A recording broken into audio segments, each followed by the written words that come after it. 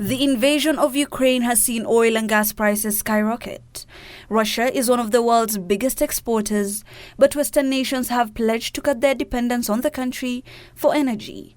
Crude oil prices were already rising before the Ukraine war, as economies started to recover from the COVID pandemic and demand outstripped supply. Other energy firms including Shell, BP and Total Energies have also reported soaring profits as a result, although many are incurring costs exiting operations in Russia.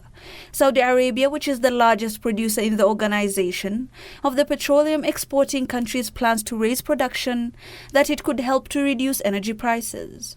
Meanwhile, China's jobless rate rose to 6.1% in the last month, the highest level since the 6.2% peak seen in the early part of the COVID-19 pandemic in February 2020. This comes as widening lockdowns led to a sharp slowdown in activity for the world's second largest economy.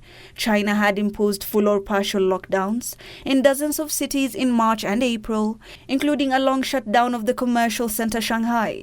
The Chinese government has described the situation as complicated and grim, following the worst outbreaks of the virus since 2020. China now aims to keep the jobless rate below 5.5% for this year as a whole. Finally, skyrocketing natural gas prices have raised manufacturing and transportation costs across many U.S. industries, and the situation is set to worsen as the United States exports more gas to Europe to make up for Russian supplies lost to sanctions.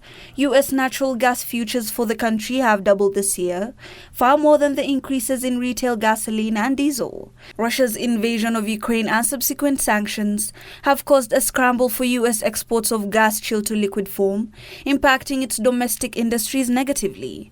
By mid-March, U.S. liquefied natural gas plants consumed 15% of domestic production. Hibak Saeed for Lunchtime News.